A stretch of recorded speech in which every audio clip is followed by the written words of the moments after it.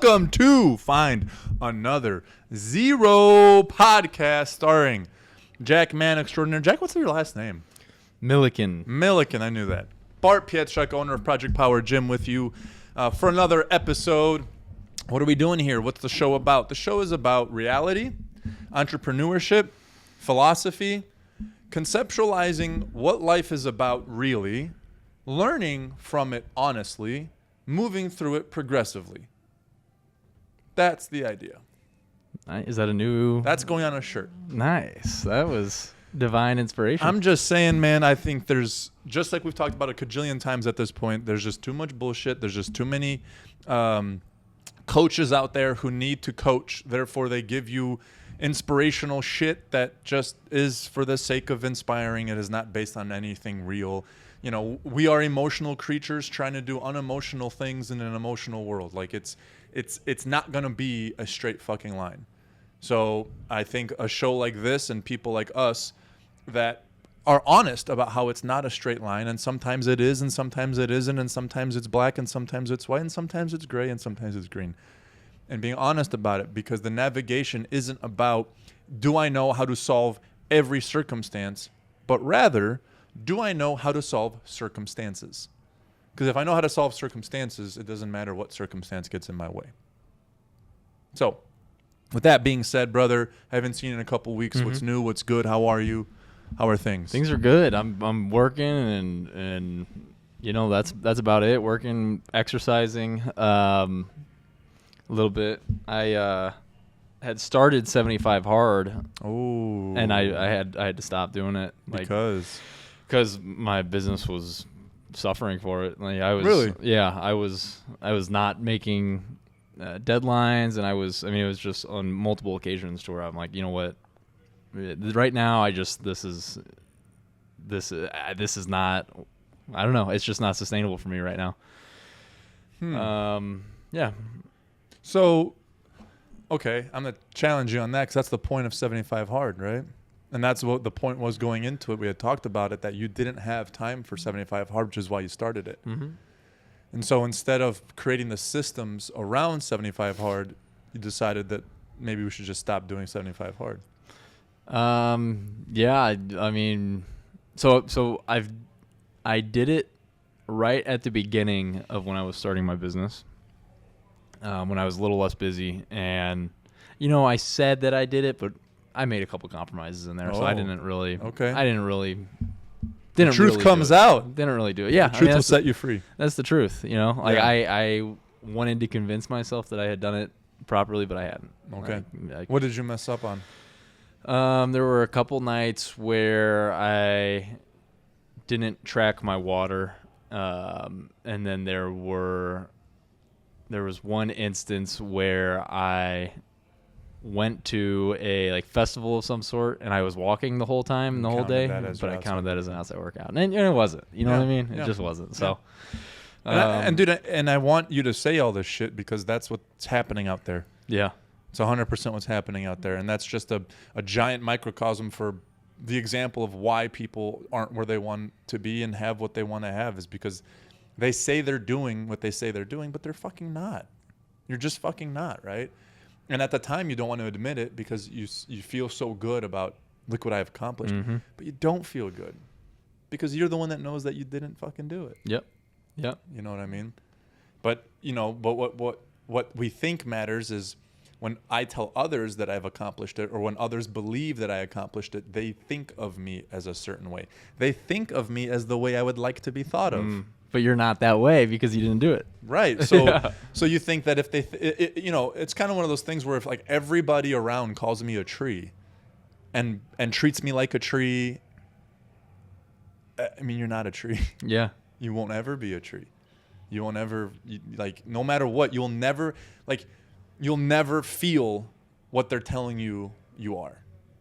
And it doesn't matter how many people tell you. And I guess that's a really big movement for the trans thing right now, isn't it? It's a good example. I didn't really mean for that to happen, but that's just how it is, dude. Everyone calls you smart. Everybody says how smart you are. But you don't fucking think you're smart. Like, bro, it do not matter. It doesn't matter that they treat you smart. You're going to have the highest anxiety known to man because you're going to wish that smart situations don't come up because you can't prove yourself. Yeah. Oh yeah. Right? Yeah. Yeah. We're living in a world that is like encouraging us to not have self-awareness, essentially. Yeah, ironically, because all social media is these fucking gurus talking about self-awareness, Yeah. enlightenment and self-awareness, and I'm Yeah. expressing myself to the point where you have no idea, you have no fucking clue because you've never been honest. Mm-hmm. You make justification after justification.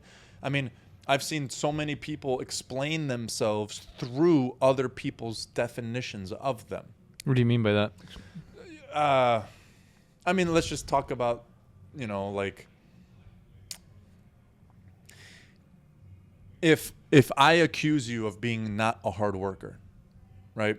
And then instead of you going, look at all I've accomplished, you go, well, I helped Sam with X, Y, and Z. Sam thinks I'm a hard worker, and blah, blah, blah thinks I'm a hard worker, and blah, blah, blah thinks I'm a hard worker, and Julia thinks I'm a hard worker.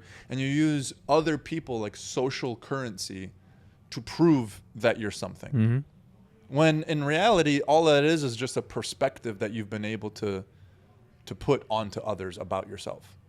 There was a quote by Alan Watts that talked about, if you ever thought about how many definitions of you actually exist. Because every single human you've ever met has their own definition of you, which means you exist millions of different ways because you've met millions of fucking people by now. So tell me who you are if there's millions of definitions of you, right? If you've met someone when you were pissed off and that's the only time you've ever met them, they think you're a dick. When you've met someone when you've had the greatest day of your life and you're feeling generous, they think you're the most holy human of all time. When you meet someone when you don't really have time and you're stressed, they think that you're short. When you meet someone where, you see what I'm saying? And so you go around thinking that you're this person, when in actuality, every single person has their own definition of you, which you can't count on because it's a perspective driven by occurrence and situation. So think about all the emotion that you feel, a person would feel, trying to regulate all of those different definitions at once. Can you imagine how absolutely overbearing that is? Well, it's pure chaos. It's not possible. Yeah. And that's, the concept of those that want to control everything, right? They want to control every conversation. They want to control every conversation they're not a part of. They want to control everything that's written about them. They want to control everything that happens around them. They want to control the uncontrollable, which is other people. And that is what causes, I think, the most amount of anxiety and the most amount of depression is, I'll use an example. A widower or a widow just loses her husband, right? That husband, they had a phenomenal marriage. They were a phenomenal team. And they loved each other's happiness. When that man dies, that wife, the biggest struggle she has isn't necessarily the sadness, because it's an easy, understandable emotion to feel. You should be sad when your husband dies, right? But I think what's the biggest problem is her perception of when it's okay to stop being sad because of what others will think. Not because... Obviously, he would never want her to be sad, right? Your dead husband would never want you to be in sorrow and in solitude and despair and depression. Mm-hmm. Never. Mm-hmm. Never. Not one for one fucking second. You want to do something nice for me after I pass? Throw a fucking party and be excited and be happy. Because that's what I want for you, right? And she may feel less sad because enough time has passed. But what happens over and over in that person's brain is, I can't not be sad. This is a terrible tragedy. What would others think if I'm not sad? How can I laugh? How can I have joy? What would others think? So they just keep perpetuating an emotion because that's what they believe they should be, because it doesn't feel right, even though they don't necessarily have all of that sadness still. It doesn't feel right to them to be in public positively, when a very negative thing has happened. Is there any validity to that of like, okay, it's been 1 week since my husband passed away, but I can be happy now? Like, it doesn't work that way. The way that this stuff works is you just are something. right. You just, Like, again, like I've used the example when I used to have arguments with my my ex-wife. Like, the arguments I only perpetuated until I was no longer actually angry. Just because I was right, I didn't perpetuate the fight longer than my anger occurred. But a lot of people don't do that, right? If I'm no longer angry with you, but I'm in the right, I'm going to continue this argument to keep being right, even though I'm not really upset with you anymore. And I think that's a lot of people realize that. Again, they're perpetuating an action based off of what they perceived by, again, others, because that's the only thing. If you no longer feel something and you keep acting, like who are you acting for? Mm-hmm. Right? So if I keep acting sad or I keep acting mad when I'm no longer those things, then I'm doing it for other fucking people. Well, because what sense would that make to keep myself sad if I no longer feel it? Yeah, so I'm 100%. I'm thinking of like, is there a situation where I look at someone and I go, ooh, how can they, like, yikes, they're already happy after Absolutely. a week of, Absolutely. Is there validity in me looking at that and saying, like, no, right? No, there isn't, because you're not that person. You don't know all the fucking facts and you don't feel all the feelings. You know what I'm saying? Like, the speed at which stuff happens has like a, when you live in a society and people are observing, which is what everyone is doing, observation, the way we do it is we put ourselves into that situation and then we pretend to feel what it would feel like to be in that situation for relatable purposes. The reason we relate is in order to be able to better communicate with the person. If I show relatability to you, you will be more open to my communication. So the best way I can do that is to pretend that I'm in your shoes and therefore then try to feel what you would be feeling. But that's not accurate, right? Even the best people who are really good at doing that, and I think I'm a really good person at doing that, you don't know what they're feeling, and what they're feeling, whatever it is that they're feeling, is okay to feel. But the point I'm making is you have to take the proper actions when it's time to take the proper actions. And not just feel stuff because you think other people are supposed to feel a certain thing. 100%. That's you know, and in I don't know if today's day and age or if it's always been like this, but a plague that I see happening is your husband just passed away, right? And instead of me coming in and just being there for you, essentially, when you talk about trying to relate, I think something that a lot of people do improperly now is you do that, and then maybe my husband also passed away. Our husbands are gone. But instead of me sitting there with you and allowing you to be in that emotional state, I come in and say, oh, my husband just passed away also. And then it's called quick matching, is like a concept of it. But now instead of making we it have about a bond. you, we have a bond through misery, and then you made it about yourself. Right, and then I made it about myself. And so then now, like, you've been closed off to furthering that emotional healing, essentially. Yeah, that happens all the time. And it's because of uncomfortableness, right? Because we've taken ourselves out of a potentially like super social structure. Like, I know we are still in a society, and things I think personally are starting to change with the youth. But for the most part, millennials to the next two generations afterwards, right? Anyone from the ages of 38 to 22 probably are the least personable people right now on the planet. Mm-hmm. Their inability to understand social cues and constructs is just, it's mind-blowing, right? So when they don't have a playbook of what to do or what to say, what are your fallbacks? Your fallback is all the media you've ever consumed, which generally is TikTok and fucking Instagram and movies. Right? And so you watch a Hallmark movie and there's this like person who's in despair, and then their friend comes and has this big, long, fucking beautiful speech, and the person just throws their arms around them and says, "Thank you so much. That was so helpful." And everyone assumes that's what the fuck they have to do. That they have to do some monologue, or they have to do some gesture, or they have to, like, that's that's not being relatable. That's not really putting yourself in other people's shoes. And that's what I meant earlier when we started the show and I defined what the show is I go, that's bullshit. You have to be honest. When you're sometimes going through shit, all you want to do is go through that shit in fucking silence, but you feel lonely. Mm-hmm. So it's dope if someone sits next to you in silence just to let you know they're there, and they don't have to say a fucking word. Because everything, like, if you want to feel sadness because you currently feel sad, anyone who's actively trying to take that away from you is a fucking dick.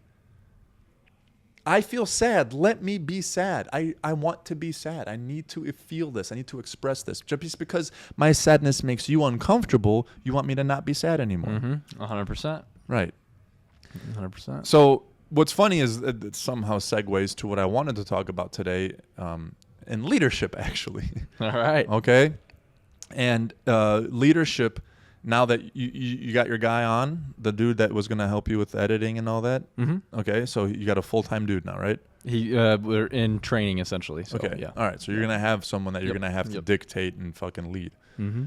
So in leadership, there are a lot of difficulties because there's a lot of interpersonal relationships that have a lot to do with emotions, especially if you have people who are bought into what it is that you're trying to do. There's a big connecting piece that brings all of the people together, and personalities and characters and emotions are a large part of that, right? So how do you, I'm going to ask you this, how do you feel is best to operate in a leadership position when there's a lot of people involved, from a standpoint of how to get shit done? Okay. The first thing that comes to mind then is delegation. But maybe ask that in another way. But that's the first thing that comes to mind. Okay, delegation. So you're going to delegate processes. Sure. You're going to delegate jobs. Okay. How do you hold the standard of how you want those jobs to be done? How do I hold the standard of how I want those jobs to be done? First and foremost, by setting the example of how I've done it myself first. And then through a hierarchy of sorts that needs to be passed down to the next guy in line that's going to be managing other people. Hierarchy of what? In a hierarchy of an organization. So if I have my editor and then I'm going to hire on 3 more editors, being able to pass on my standards to my first editor so that he no can doubt. Also. So, but how do you hold a standard, bro? You just do it. You do it, but how do you get them to do it? Well, you have to communicate and you have to tell people when they're fucking up and tell people when they're doing a good job.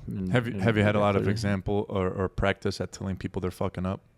Amongst my friendships, certainly. Yeah, and how do you manage that? How do you work through that? I go about it by saying, first, making sure that they're in a space that they're open to feedback, by saying something as simple as, are you open to feedback right now? And then the next is I would prime it with, this is not something that I intend to hurt you with, but I see an opportunity for you to get better if you were to do X, Y, and Z differently. And this is what I am seeing. And then that's how that conversation goes. Yeah. And then is that the same for how you're going to treat your employees? That same exact process?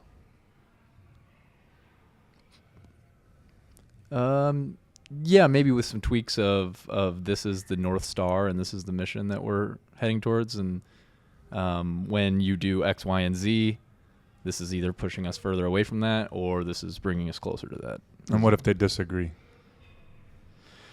Let's figure out why you disagree first and foremost. And then if you still disagree and I still disagree, then we're going to have to get through that by, at the end of the day, the buck stops here and these are the processes that I want to take to get to where we're going.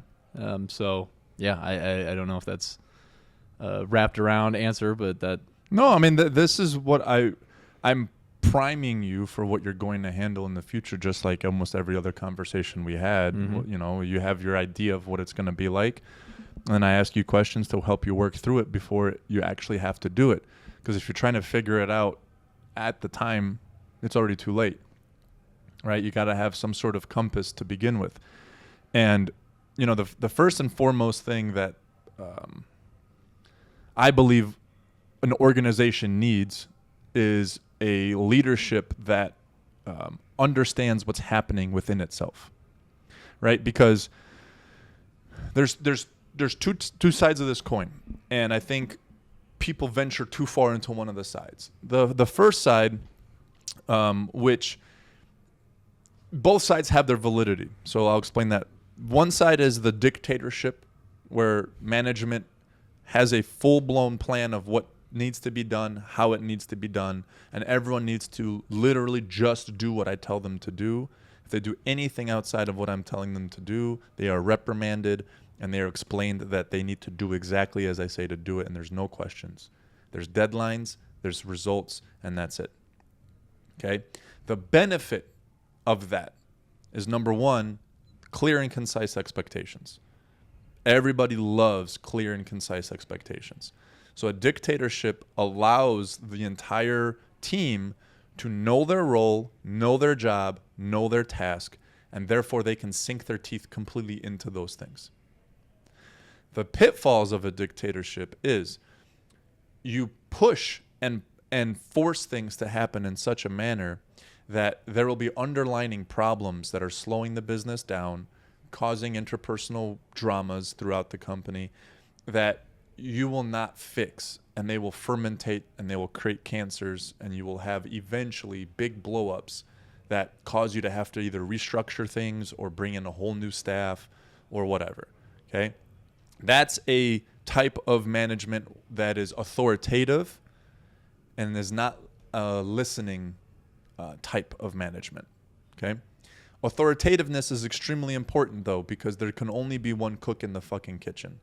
No matter how creative and how technically sound and how, how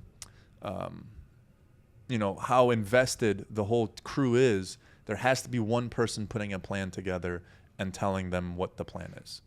So that's the benefits of that. The other side is a complete democracy, where essentially everything is spoken about, everything is asked, everything is a team decision. You know, where money is spent, how people are hired, how people are fired, what we should do, when we should do it, how it should be done.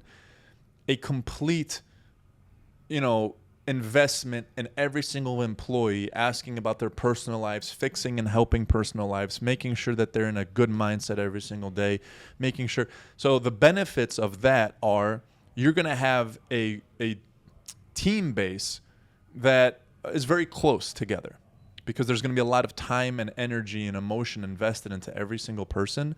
So you're going to have a very tight-knit community, okay?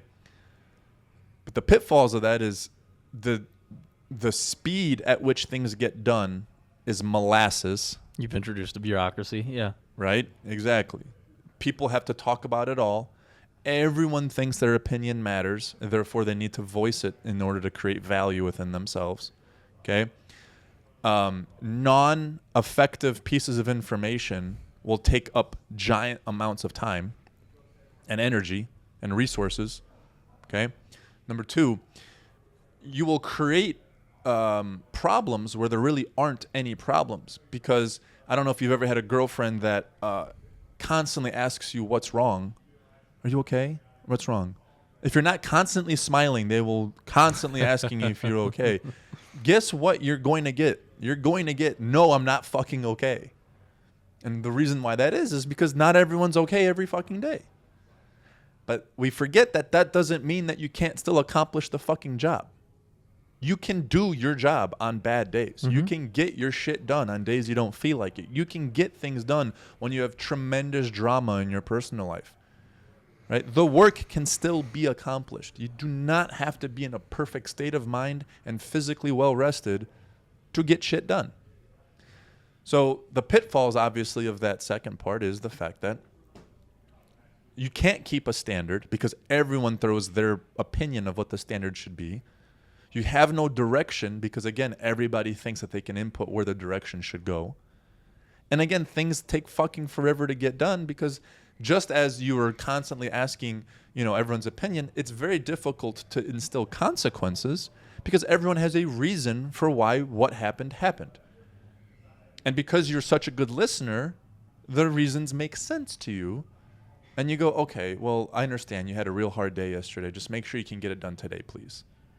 Okay? So obviously the marriage of the two is where we should strive to be. Seems like at the beginning of an organization, it's going to be more authoritarian, and as it develops, it moves more. I would argue the opposite. Democratic. I would argue the opposite. I would argue that when something starts, and I'll tell you from a personal standpoint, when something starts, you're barely above fucking water. So any help in any capacity is welcomed, right? Because you're trying to get the whole system to float, and so you will take whatever you can get when people are trying to help you float. But once you're floating, and once you have systems in place, and once you have items in place that show you success, then it's much easier to be like, listen, I don't give a fuck what you say. It works the way I'm telling you it works. Obviously, look, we have examples of it. So if you don't like it, get the fuck out.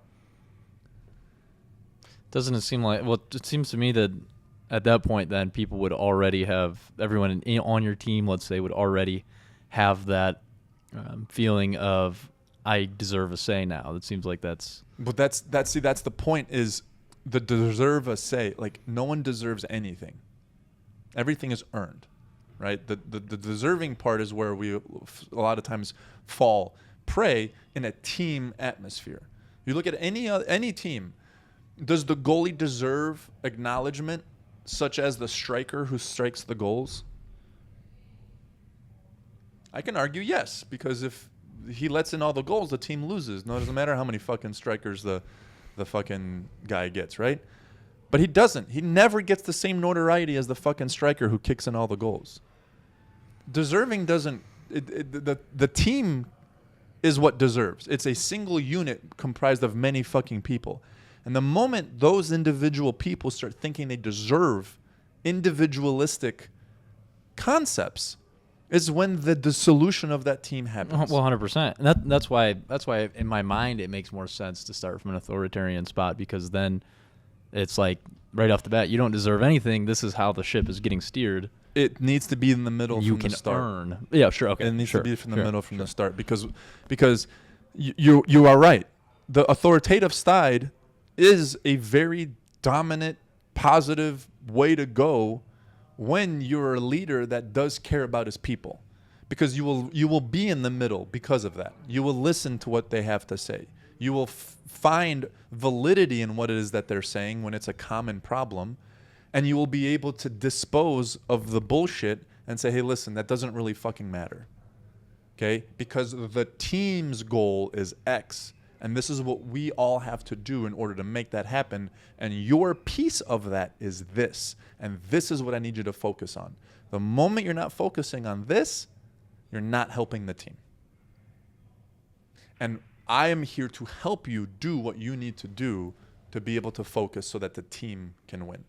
But if every conversation isn't about what's best for the fucking team, then you're going to fail.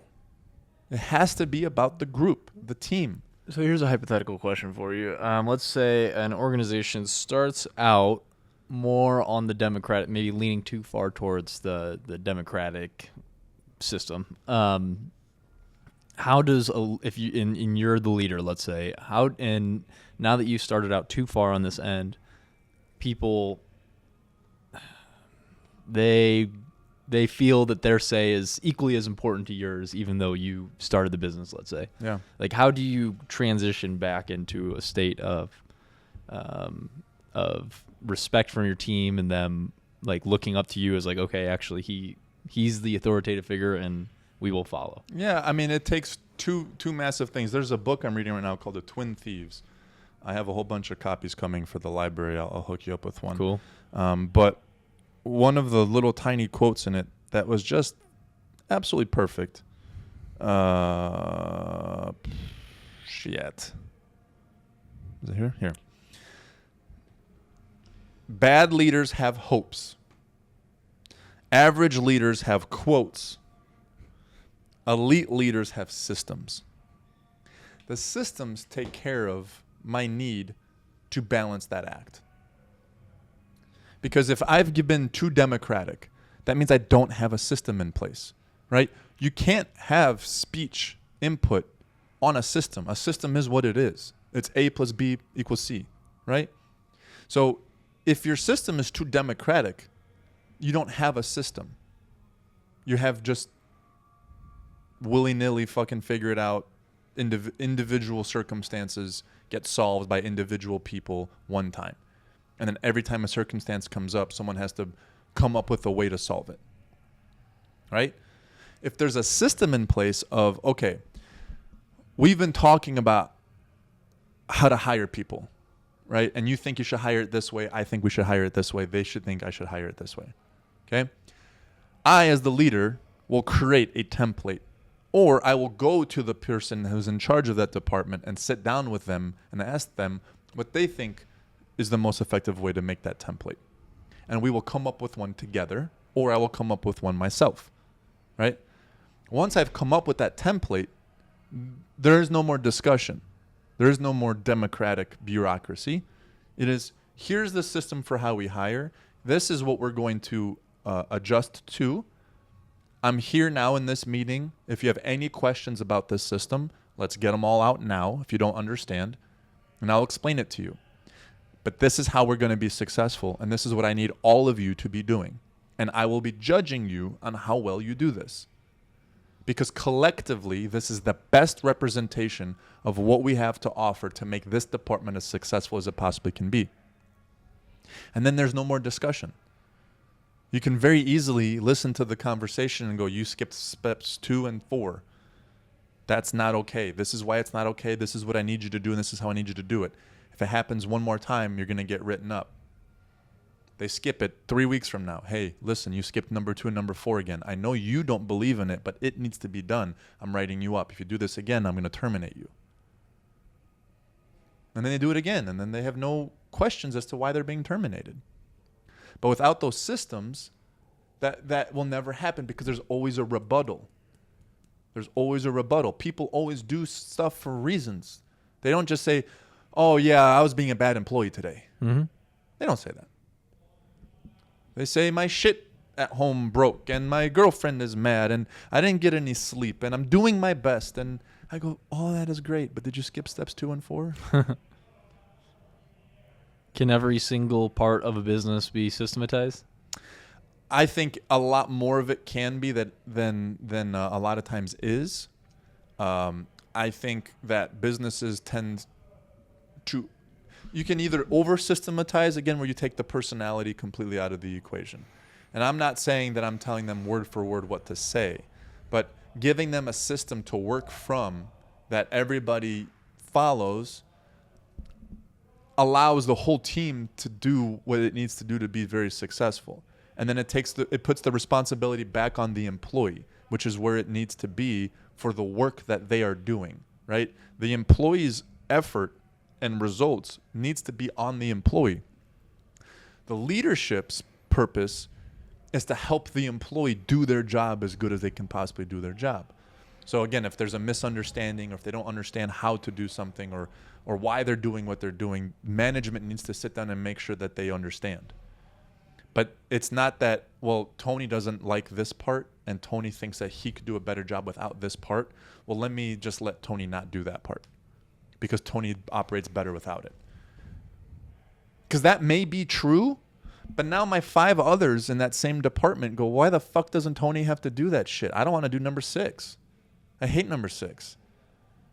And then, okay, well, if Tony's not doing 4, I guess I can't make you do 6. So yeah, you don't have to do 6. And then the fucking Jack over there is saying, I don't want to do 1.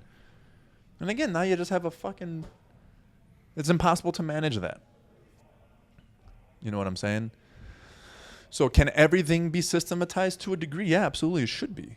There should be a way of hiring people. There should be a way of onboarding people. There should be a way of training people. There should be a way of how many times they need to be spoken to. And, you know, you can't just have meetings when things break. You have to have informational meetings so that you can, again, listen to what they have to say and implement all the new shit that's going down on a regular basis. If you get a phone call from me, and every time you get a phone call from me, I just motherfuck you for doing something wrong. Every time your phone rings and my name's on it, you're going to be like, fuck this, dude. I hate this. And I've had managers like that. That's terrible. Right? Every time the phone rings, you should know that something important is about to be communicated in a positive way or a negative way. But in either way, it's for your benefit. You should hear what the guy's about to say. You know what I'm saying? So it's knowing what the problem is, and then once you realize what the problem is, stop asking what the problem is, and then go do stuff to fix it. And then enjoy the benefits from that, bear its fruits, make the juice, until another problem arises that you can sense. Get to the root of what the problem is, make and implement a change, and then bear the fruits. And that is just how a business fucking goes, over and over and over. It is never in the grow the fruit, squeeze the juice phase forever. That is not possible. That is not how a business operates. As a business owner or a leadership inside of an organization, your job is to facilitate, do we actually have a problem, or do we just need discipline? Do we actually have a problem, or do we just need discipline? Should I be a door or a wall? Door, wall, right? Does this problem impede people from doing their job? Yes, solve it. Does this problem impede people from doing their job? No, squash it. You know what I mean? In the end, it's about having conversations as a leader and always understanding that what you're doing is for the betterment of the group and therefore the betterment of the individual person you're talking to. No matter how hard the information is to communicate, no matter how tough of a dialogue it's going to be, no matter how many emotions are going to arise, you can't let go of the fact that this is for the betterment of everybody. I think I think that is going to be my single biggest challenge. I mean, maybe just in life, but certainly in leadership, is being able to explain, like, okay, I want you to edit this way because I've seen the numbers go up by this much when you edit it this way as opposed to this way. This is why I want you to do that. And my struggle is explaining things like that. Being able to explain things is a big challenge that I have to overcome. Explain things because you assume they should already know that? Because I'm bad at explaining things. Oh, yeah. So, like, if there's a concept of, whatever it is, a philosophical concept that I'm trying to explain to you, I'm going to struggle getting through that and clearly stating what is going on there. And, like, that's, I don't know, I need to get better at that. That in general, dude, I'll tell you I think that's a struggle for a lot of people for a long time. And I think the best way to kind of go about that is, dude, you got to explain stuff that you don't think needs to be explained. Like, one of the biggest, I remember when I was still with Andy at S2 and stuff, one of the biggest things I remember him saying is, like, the amount of stuff you assume people know is massively overestimated compared to what they actually know. Because of all this experience you have and all the results that you have, and because of all the retaliations that you have from your actions, you've created a set list of organic, natural, habitual reactions to the world that you don't even really think about, but you just instinctively know it's the right thing to do. It makes just obvious sense. Well, if people aren't in that same boat and they haven't had those same experiences, it's not as obvious to them. They don't know. They don't understand. And it's hard not to take that shit personally, because you go, obviously you understand. So if you didn't do it, then you did it out of spite, or you did it out of laziness, or you did it out of every other reason other than there's no way you didn't know. Like, there's no way. There's no fucking way you didn't know that. They don't. They don't know. And the only way you can rule properly or lead properly is if you know they know because you told them. If you know they know because you told them, now you can keep them fully accountable. But I cannot keep someone accountable if I have not explained it to them. Is there a balance? What's the balance there? Because, between rationally being like, okay, they may not actually know this, or like insulting them of like, hey, when you go to the bathroom, make sure you flush the toilet afterwards. Like, I have taken it down to like. Yeah, what do you take it down I've to? taught. I mean, when I was teaching people how to clean the toilets, I taught them how to clean a toilet. I got on my hands and knees and I said, the base where the bolts are connected to the floor need to be wiped down with your hands. I almost want them to give me a reaction of like, Bart, come the fuck on. And I go, great. That means you get it. And if I ever see you not do it, it's on you. Because I know you know. Because this is stupid fucking grade level shit. But I've had to teach someone how to mop a floor before. Because I made the mistake as an early manager back in the day where I said, hey, I'll clean the front desk. You go in the back and mop the floor. And I take a step back there, and this dude filled up a mop bucket, walked over to the middle of the back room, and just dumped it. And then went and got the fucking broom or the mop and just started mopping the water around the floor. He had never mopped before. Did you really think you have to and this dude is now extremely high level in the company. Mm-hmm. No idea how to mop. It's like you have to ask the questions. All right, so hey, the first thing I need you to do is clean the bathrooms. Do you know how to clean the bathrooms? Yes, I do. Okay, explain to me how to clean the bathrooms. Because everyone says yes. He said yeah. He said, yeah, I'll mop the back. He just did what he thought you were supposed to do. I had an employee who unfortunately I had to get rid of, but he was a closer of the front desk, and closers always have to take all the garbage and throw it in the dumpster at the end of the night. I look on the cameras at like 7:02. We close at 7, which means at 7 closing duties start, because you obviously can't close before the fucking gym is closed. You can't do that. He's gone. There's nowhere to be found. I've already had a couple instances with him and, not taking things seriously and blah, blah, blah. So I'm already, I'm ready to have the sit down with him the next day and say that this isn't working out. I come in the next day very, very early, 5 a.m., and everything's done. And I'm like, he was gone at 7, but everything is done. So I get on the cameras. This motherfucker went with his buddies at 7 to go eat and hang out. And he came back at 1:45 in the morning and did all of his closing duties. What?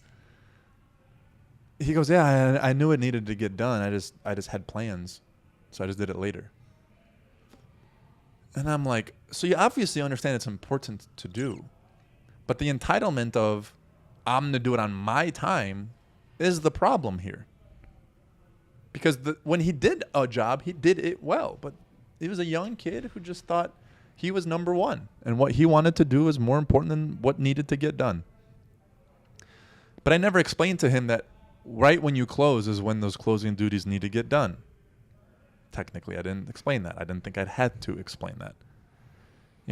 If you don't call a meeting mandatory and you don't explain how to go and get out of a mandatory meeting, if you have something come up, if you have, what's the procedure for when you can't attend a mandatory meeting? If you don't explain that, and then you don't explain that there's a consequence, if this isn't followed and you miss a mandatory meeting, this is the consequence. If you don't explain that, you can't hold people accountable. That's why there has to be a system for fucking everything, and you have to explain how to do all of it. You can't just assume people are all in and they're invested and they have the same standards and they all want the same thing and they're all going to do it the same way. Can't do it. You have to, as a leader, be very communicative. You know what I'm saying? Mm-hmm. And that I think anybody who gets put into a leadership position, that's the hardest thing they have, because they believe that the more they tell people what to do, the less people will like them. And what I am at 36 years old, for the last probably 7-8 years, what I'm learning is people fucking love to be told what to do. They fucking adore it. It gives them peace of mind. It's safety. It's a blanket. It's a binky. Mm-hmm. It keeps them right where they want to be in their comfort zone. Because if you tell me exactly what you want me to do, exactly how you want me to do it, then I'm not afraid that I'm going to do it wrong. And if I'm afraid I'm going to do it wrong, I'm going to ask you so I don't do it wrong.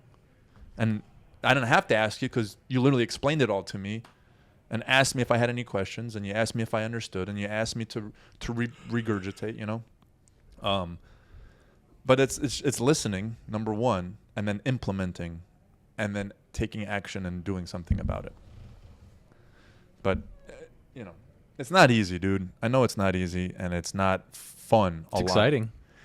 It's exciting because when you decide that as a leader, like once you've made decisions and you're not taking this shit personally, it's hard not to take it personally, bro. Especially when you're building something, because these people have helped you with your fucking dream, dude. Like you know what I mean? Mm-hmm. Like that first crop of employees, it's very difficult to, you know, to not have romanticism in the relationship. It's hard because it's an intimate thing, dude. I just exposed myself vulnerably for all of these people, and they've bought into my vulnerability, and they have decided to help me. But, you know, it's like a selfish thing because it's not about me either. Like, I have to do those things, and I have to say those harsh truths because it's not about me. If it was about me, yeah, I don't want any fucking hard conversations. You know what I mean? Yeah. But it's not about me. It's about everybody. And everybody needs me to have hard conversations. Mm-hmm, mm-hmm, mm-hmm. You know, I told you that example of when those kids were using the chalk, and I called them out on Instagram, and I thought I was going to get a giant backlash because everyone's going to think I'm an authoritative dick. But no, the entire community loved me, praised me, sent me more positive messages than I've ever received in my life, thanking me. Because no one wants to have the hard conversation, and they all appreciate that one motherfucker who steps up and has it. Everyone appreciates the one motherfucker who stands up for everybody so that they don't have to do it and does the dirty deed. Mm-hmm, mm-hmm. Right? That's what the knight in shining armor is. Mm-hmm. He's the dude who steps up to the fucking dragon when no one wants to step up to the dragon. But because he had the balls to do it, everyone praises him, even though he just killed something. Mm-hmm. You know what I mean? And like, I don't know. That's like something I've been repeating myself like in my mind over and over again in these tougher situations that I've been facing of like, this is what's going to decide whether I'm a man or not, you know? Dude, yes. And you need to think about that constantly. All the time. Constantly. Yep. Constantly. Yep. Is this what a man would do?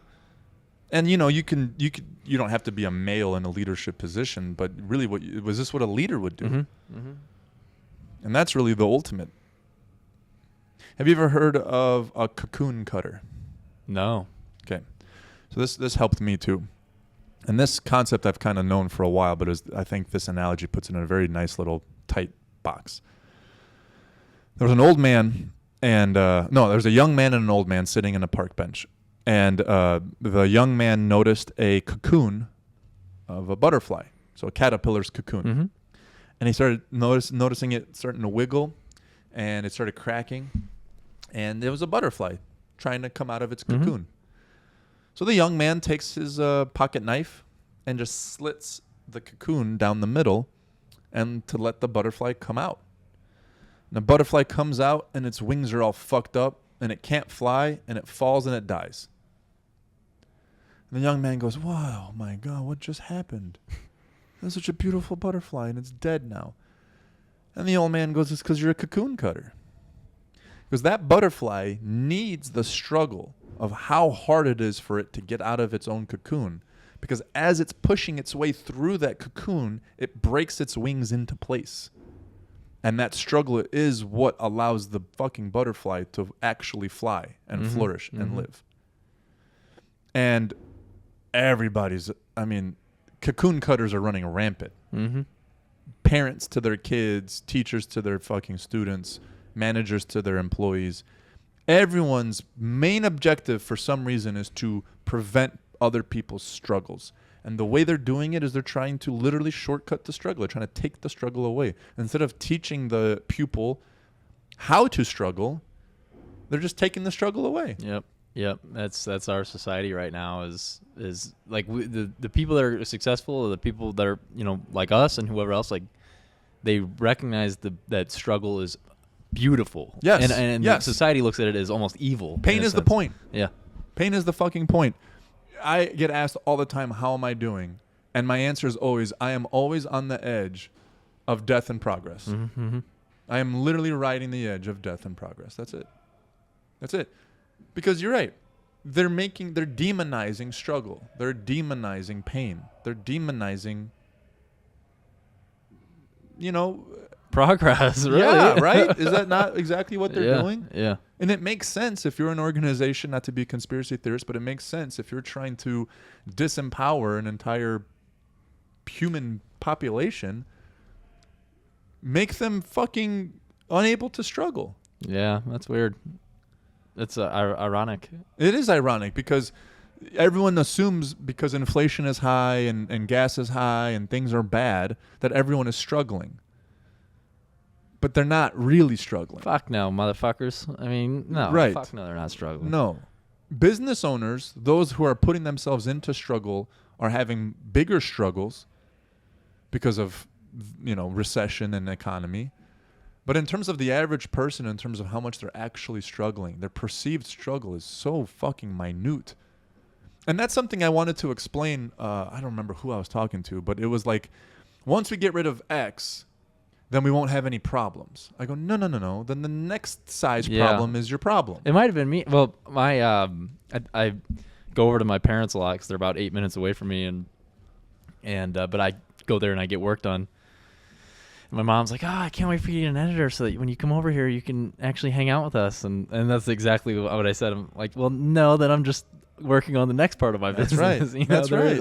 It's not done after this. Well, I mean, if you're taking a chain link and you go, I'm going to take away the weakest link. Well, then there's now a new weakest link. Right. Right. And successful people understand that. And, by process of elimination, your weakest link could be extremely strong, but it's still a focal point, right? The loudest wheel will always get greased no matter how quiet it is, because there's going to be one that's louder than the rest. Oh, that's it. That's Jocko Willink. He talks about when they were in the mess hall and they all had to sit up. I think maybe I've said this on the podcast, maybe not. They had to sit upright and they had to eat. And people are like, well, you know what? Maybe if I bet I could get away with just doing a real looking down. But even if you do this, the drill sergeants catch you immediately because you stand out so in such contrast to everyone else. Exactly. Yeah. But to think as a leader that you're never going to have a contrasting part is what drives people crazy. Right? That's why they make bad decisions and they do things that doesn't make sense, is because they're trying to solve a problem and there's never, you're never going to have all of your problems solved. It's just a different size problem, but it's the next one. And that also, I think, prevents you from being in this mindset where I'm just waiting for the other shoe to drop on us all the time. Like people who can't feel joy because they're always thinking there's another bad thing coming around the corner. Well, there is. There is another bad thing coming around the corner. So you better fucking appreciate right now where there isn't one. You know what I mean? Mm-hmm. You're right. So. It's coming. So enjoy the fucking flowers as you're walking by them, because there's going to be a thorn coming up. So it's it's the same thing. It's just perspective of all of these things. Right? Listening too much, bad. Listening a little bit, good. Dictating too much, bad. Dictating a little bit, good. Mm-hmm. It's just perspective. But yeah, I mean that's something that I would really like to help people with, is de-emotionalizing the process. Having emotion where it fits, but not using it as your compass for anything. And the way you do that for yourself is discipline, which is just a base of systems. Discipline is just a base of systems. How can I stay so disciplined? Because I have a routine of systems that I do every single day. And it takes all of the emotional thought processes out of it. I wake up and I do this. Well, what if you don't like it? I don't care. This is what I do. It's a system. Systems have no emotions. So that's all I got today, sir. Summary. Ready, go. Put systems in place. If you want to be a leader, you need to be able to communicate and put systems in place. Those are my two big things. Yeah. Cool. All right. Go use it. Love you guys. Till next time. Peace. Bye.